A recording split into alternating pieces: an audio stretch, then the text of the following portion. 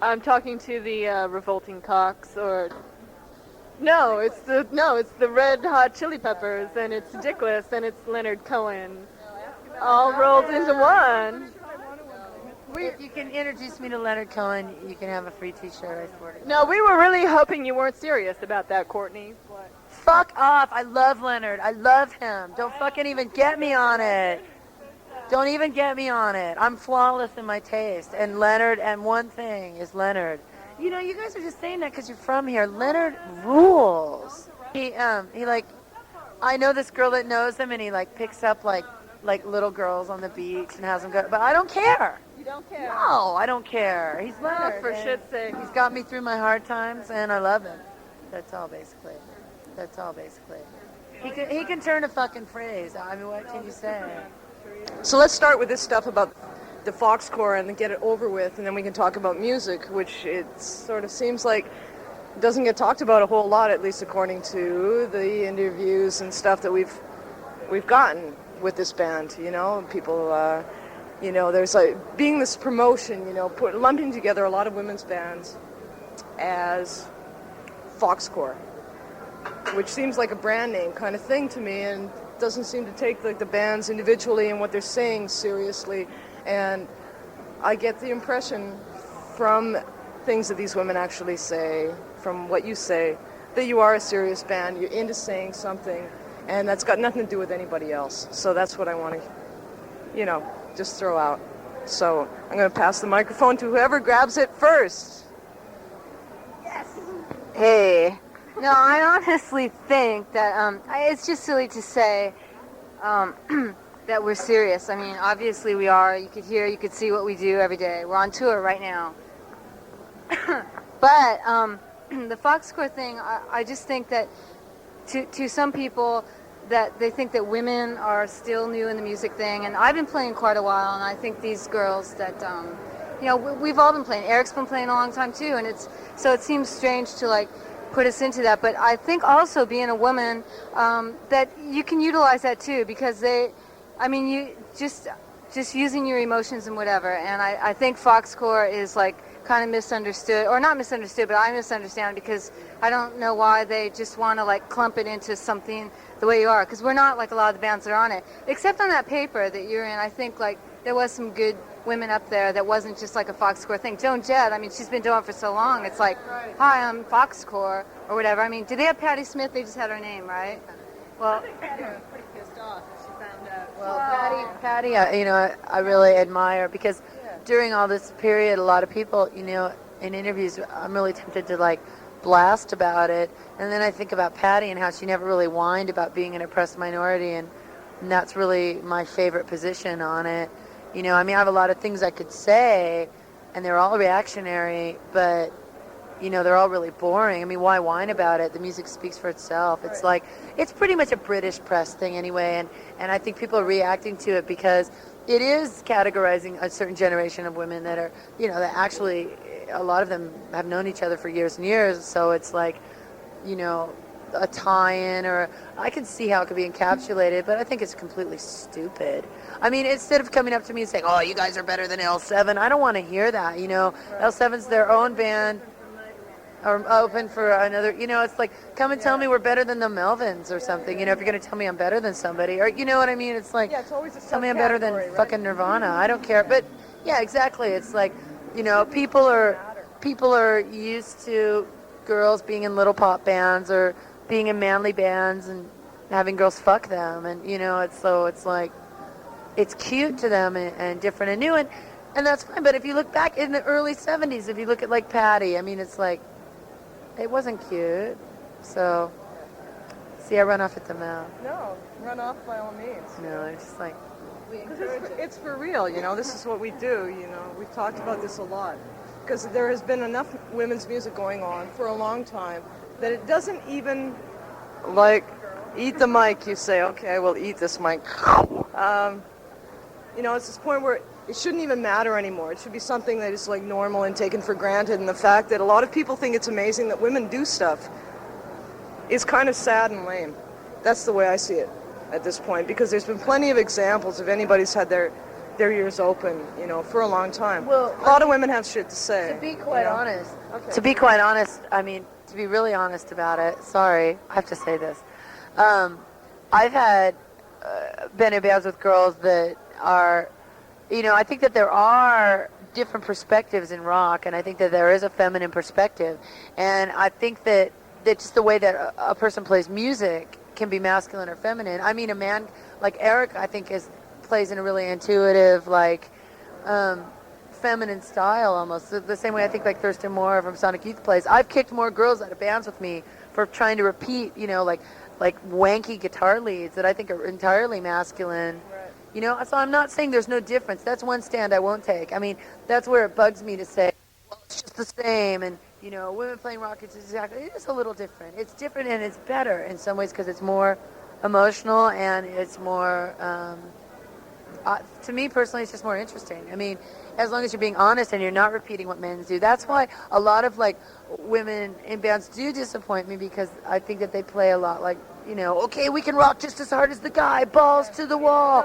It's like, fuck that. It's like girls, boys are boys. And I personally find, women more interesting, but that's just my, whatever. I mean, I think because it's a little more new that it's a more interesting thing. But at the same time, I don't think it's funny or a novelty. It's like the way it should be taken for granted. It's a given. Right. Well, that's more.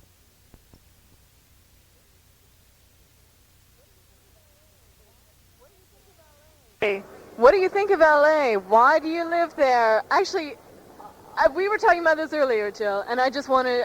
I've had this perception of LA as like, I've had the idea that San Francisco is sort of the hardcore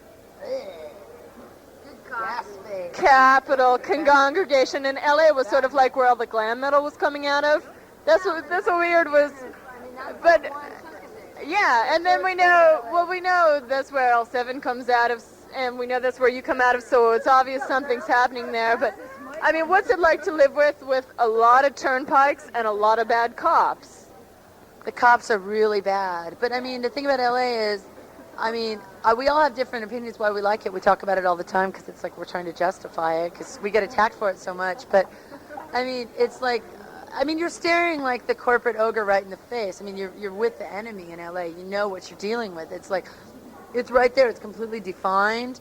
And you know exactly what you don't want to be because you see it every day. And so it's like, and not only that, you know what you want to enlighten. You know the aspect of culture or whatever that you want to like infiltrate and enlighten. I mean, that's the in terms of like sexism and racism and icky, bad, unpolitically correct things in rock music. I mean, that's it. That's where it is.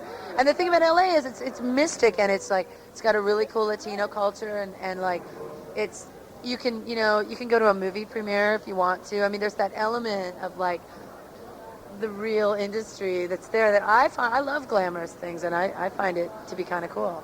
I mean, glam rock is gross, but there's certain elements of glamour and power that I really like. And so I've lived in shit. I mean, every city we go to, it seems like in the paper it says one-time resident. I've lived all over the world, and I'd always end up back in LA. It's so bad on the eyes. It's so ugly. But after a while, it starts to get beautiful. Things about it, like the jacaranda trees and the bougainvillea and like old Hollywood, you start to see things about it that are really special, and you just love it. It took years, but tell why you like LA. Well, I agree with Courtney. No, I mean, it just cracks me up because people, I know they go over there and they're like, yeah, Hollywood Boulevard, and if like that's their impression, it's kind of scary because it's gross. It's really gross there. And like, I mean, I live like in a Jewish district, and it's like that's all. If someone came to stay at my house, that's all they would see, and they'd think, wow, LA's Jewish. But I mean, it's like everywhere. Everything is everywhere, and it's just, I guess it's familiarity, because I've been to a lot of places too, and I just want to go back there too. I don't know why. But it has like beautiful elements and ugly elements too. So it's just a conglomeration of things that I enjoy. Go Long Beach. I'm a Long Beach transplant, and it's like I was holding on to Long Beach as like my little sanctuary where I could hide and not. Long Beach is on the same is LA. Okay. Oh, it is. Well, it's like a beach. The cops are far worse. But I finally made the big move to LA. I moved to Silver Lake. Why you like the Orange County? I don't like Orange County. No. I'm frightened of Orange County. Right? Yeah, I was raised Orange County, Long Beach, and San Pedro, which is kind of There's probably lots of inspiration South Bay. in Orange County. No, okay, first, I lived in San Pedro, and it was like at my school we had deaf kids, blind kids, Chinese kids, black kids, and lots of kids from Europe, Yugoslavia, and, lots of kids European. It was all integrated in our school, blacks, everybody. And it was like asphalt, and it was really crazy. Once it would be like recess, it was anarchy, right? And it was okay. Everything was okay. And then my parents moved me to Orange County. It was like there was grass everywhere. It was like the kids are playing. They're dressed like really nice, and they were like grazing, and because all the grass, and it was like all the action was really slowed down. And it's like they did that on purpose to like control you, and everything was whitey, and Orange County, like, it fucked me up. It really fucked me up. your reputation is very scary. Yeah, you feel once you pass the orange curtain, you feel that thing. But what I like about LA is I live in a part of the city. It's called Silver Lake, and it's like a Mexican community and homosexual community. It's like it's like a super macho Latino thing. Catholic lives peacefully with the gay community and like myself, and that's what I like about it. I don't get stared at the supermarket at all, and I don't get ostracized. Nobody bats an eyelash, and it's really refreshing. I can be myself in beautiful Los Angeles. Yeah, it's really cool. It's the thing about big cities, there's always a place you can disappear And to some degree. San Francisco gets the gas face. I was born in San Francisco. Fuck San Francisco. Fuck no subtlety, no nuance. It's like, first of all, I think half that city wants to be LA, and the other half wants to be New York, and the other half wants to be just so insanely politically correct. And we're pretty whatever. We're Democrats. We're whatever. We're political. You can't really fault us. We don't have really like icky views or anything. But when it comes to like, my parents were radical hippies, and it's like, Your dad was like some kind of Grateful oh Dead. fucking, he's like the Grateful Dead shyster guy. He ripped the Grateful Dead off for money. He's just like this Oh my God. hippie guy. Yeah, that's my legacy. Selling nice socks. No, to this day, he sells. He, Nice outside. no, he sells like Grateful Dead bootleg tapes through Rolling Stone magazine and things. But That's okay. that's my dad. He's a shyster. What can I say? But it's like San Francisco, the music scene there. It's like you try and start a band. I had a band in San Francisco with some Foxcore members, and it just ended up being completely quirky. I mean, the city just gets into your music, and it's like you can't. I don't know. I can't explain that. You just end up all quirky and like. They don't want you. No. It's like you can't be. Ugh, it was awful. Like you can't be what you are. You got to be what they want you to be. Well, I was in a super famous heavy metal band that comes from San Francisco at one point. Yeah, Faith No More. And no, I mean, that was all part of at the time that I was in Faith No More, it was all part of the sort of slob rock, like Butthole, when the Butthole Surfers first moved to San Francisco, and everyone was like putting their cats in their blender on acid, and just like, yeah, wow, and like living like pigs, and I just had to get out of there. I just hated it. So every time I go back, I just kind of get the gas face, and now they. So you can relax in LA. Well, the whole scene in San Francisco is so much worse than LA. It's like glam people, like worse. I mean, it's like these glam people with like, glam people, like, with glitter scarves and things. And The only reason they come out is like they got a new outfit and a good connection. a new black stretch velvet pair of pants. And a connection. And drugs. It's like the drug city of the universe. It's boring. Right. Tell us why you love San Francisco. Good coffee. Good coffee. That's all we do there is drink coffee, eat Mexican food. Pose.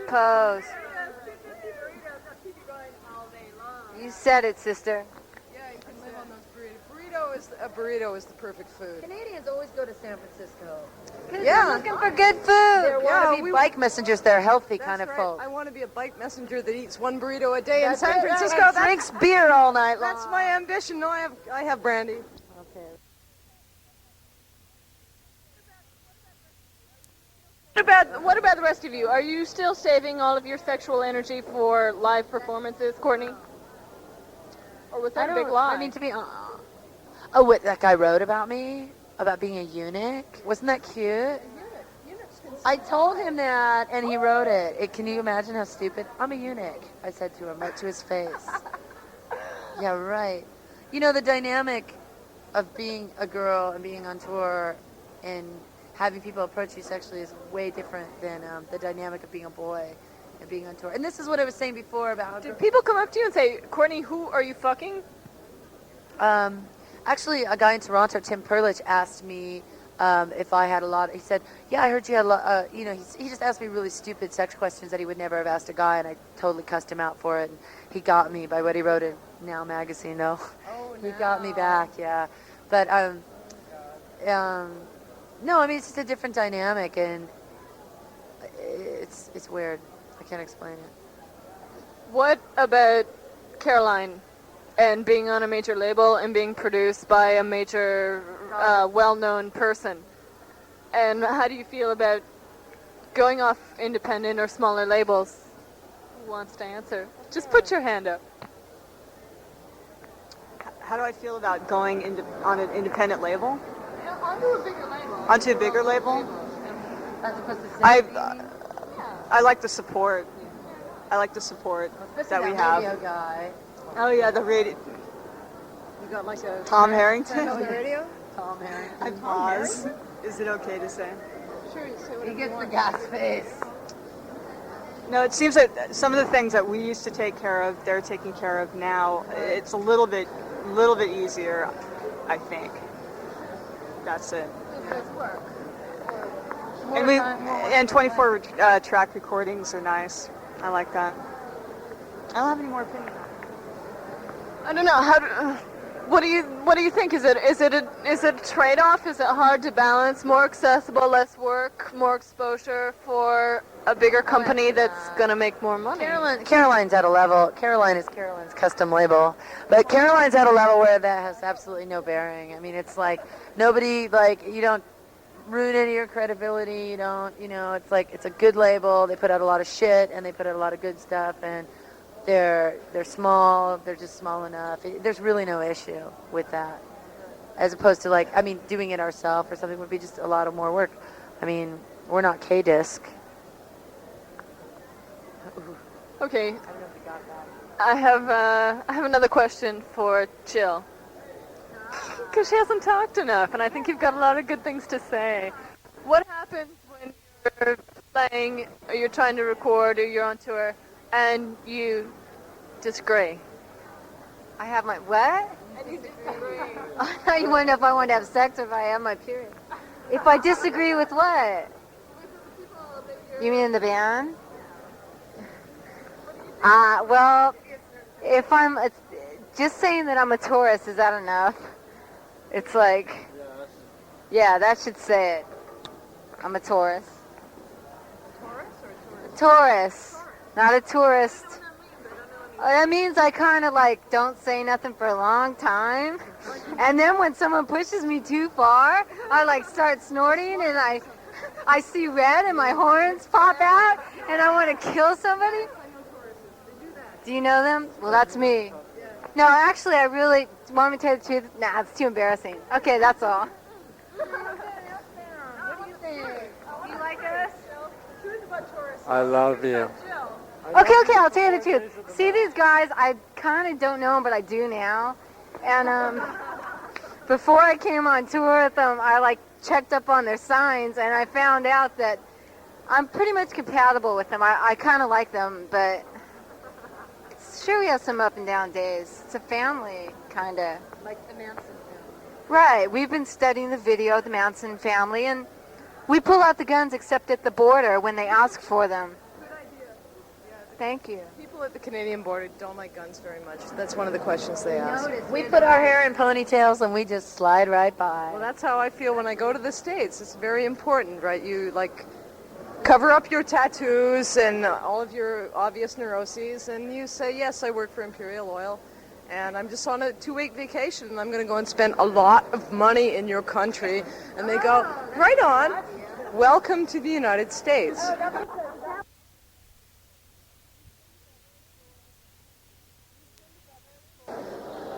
You've been together for how much time? A year and a half. A year and a half. And, okay, so you've been together for a year and a half, put out two singles, 2 7-inches, and you have like a major LP coming out, being produced by Kim Gordon, so apparently it's going to be big. Because Well, I mean, hold on to it. I mean, I don't know what your aesthetic is about that. I mean, what do you mean? So, clarify your question. Clarify the question. Okay, you've been together a year and a half. Some bands have been together 10 years. They don't get on a major label. They don't cut an LP. A year and a half, you're cutting an LP. It's being produced by Kim Gordon, and everyone's already talking about it. It hasn't even been out, and it just seems like it's real big, real fast. Well, it's kind of like earth and water and like mud. Earth and water make mud. Yeah. No doubt. You know, if we get, we don't have any problem getting larger. I mean, we're not big, but it's not. I'm not opposed to that. I never have been. You know, and I'm not into this aesthetic about being opposed to it. I think that's silly and snobby and disparaging and just like, it's like you know, the whole underground scene is such a minority in and of itself that the more power it has, the fucking, can I say that on the air? The stronger, the more power it has, the stronger it is, the stronger that those ideas will become, the more that they influence intelligent people, the more intelligent people influence the unintelligent people who then become intelligent people. We don't have a problem with power at all. Okay. No, that wasn't a "Are you going to sell out?" question. That was more "Do you feel any kind of pressure being put on you externally?" question. That's a good question. Okay, well then you answer. No, you did, but I thought that was a pretty fair question, just because there are a lot of bands that have been playing for 10 years and are questioning it and are like, well, what is that band doing to get that way, to get what they're... I mean, yeah, people are questioning it, but I think that the way it's going is we're very too much taxi driver, but we're too organized. See, I can't say it anymore. And the way everyone is like they work together. Courtney's very good with a lot of things and pushing, and which is good. A lot of bands don't have that. And just by, you know, we decide what we want to do. Like, we want a good van. We don't want a van that breaks down. Something as simple as that. We get it, right? I mean, that's what we got. Just simple. That's like that's the base of what's going on. Eric? I feel like I'm being interviewed by Jill. But it's the truth. Why do we go where we're going? Because we're, you know, some bands arrive like in an old like hearse that's like breaking down. I mean, nothing wrong with that, but you know, it's like, get things prepared for the, you know, whatever. I want to be big. I'm not shy. I want things to go well, because you can reach more people. I mean, that's what's wrong with reaching people. A lot of people, you know, if we weren't reached by, you know, Patti Smith or something, we might be still listening to Aerosmith or whatever. Yeah. I mean, we might not be like, you know, expressing ourselves. Like, what is it? You know, you've got songs, they're about certain things, you know. So what are you writing about? I don't write a lot about love things because I always think my own love things are really boring. She's got brilliant lyrics. I mean, you gotta read them. I mean, I don't mean... No, I've read excerpts, right?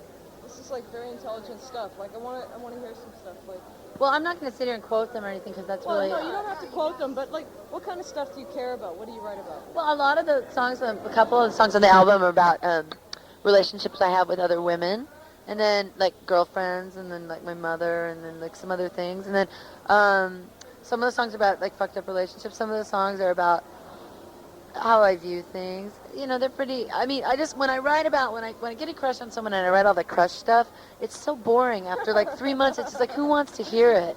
For every time one person falls like in love on this planet, there's 25 rock songs each. You know, and it's like, who needs another one? I mean, I'm not saying I don't write those, or you know, if it was particularly good, I wouldn't, because I think I already have written one, but you know, but I mean, I work really hard at writing. You know, not in a pretentious way. Well, maybe it is a pretentious way, but I mean, what is pretentious in the dictionary means claiming a right to excellence, so it's not really a word that you can insult me with too much, I don't know, I can't explain. I don't trust people that can explain their lyrics anyway. Yeah, You shouldn't I know. either. I know it's a sort of a hard question to ask, right? But you always want to know, like, what are you trying to say? What are you trying to do? Even though it is a difficult question to ask,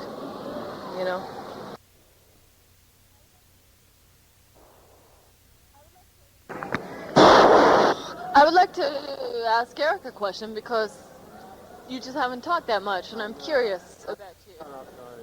That's okay. I'm preparing you right now. I'll say it real slow. I think, I don't know, I just got a real sense of your stage presence that you don't take up a lot of space. You're just fairly nonchalant. Thank you, Sally. And,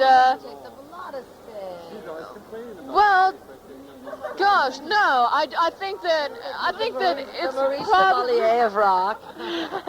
no, I think it's just it's unusual for me anyway. Goulet, another famous Quebecian To of rock. see that kind of dynamic, a guy playing with 3 women as opposed to the opposite, to have the chick bass player or the tambourine player. Listen, we'll get back to that, Penny. That's fine. No, I respect that, and I say it. All right. We'll get back to it, and I want you to have everything you have to say about that because I see it often enough. Anyway, Eric, to finish off the question, I just see it as a change in dynamic, and you seem to deal with it, very differently. You're just very comfortable with it. You don't seem like some guy out there asserting his masculinity or whatever. You just seem like you're playing with 3 people who you're comfortable with and you're enjoying yourself with, and that it's not really, a big deal. Well, first of all, there is something about the token female bass player in the band. It's really disgusting, and in this band, some people think I'm the token male guitarist, but there's not. Yeah, but it had nothing really to do with gender. I mean, I just played whoever I got along with, and I just happened to get along with these 3 beautiful women, and I think we're all beautiful people. Sorry. No, but I'm really comfortable on stage playing with them. I mean, it's like, and I'm not really into that male cock posturing stuff on stage that much, I mean, I kind of, I'm just more into the anger, just letting out my anger and letting out, certain things that are bugging me while I play, and that's, and I think everyone else here does the same thing, and so it just looks right or feels right on stage. Is that okay? That's fine, and I really respect where that's coming from. And I think that's very rare, and I think that's very rare. I think you're all pretty lucky to have him around. Kim Gordon calls Eric the new man. That's very good. Sort of the Thelma and Louise ideal. Macho, yet not macho.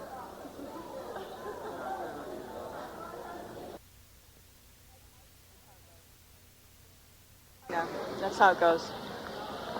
I kind of got the impression that Jill has a whole bunch of stuff to say about female token guitarists. About what? Token bass player. No, I just want to explain. I guess that's why Eric and I relate, the token thing. You brought that up. We really... well, you did anyways.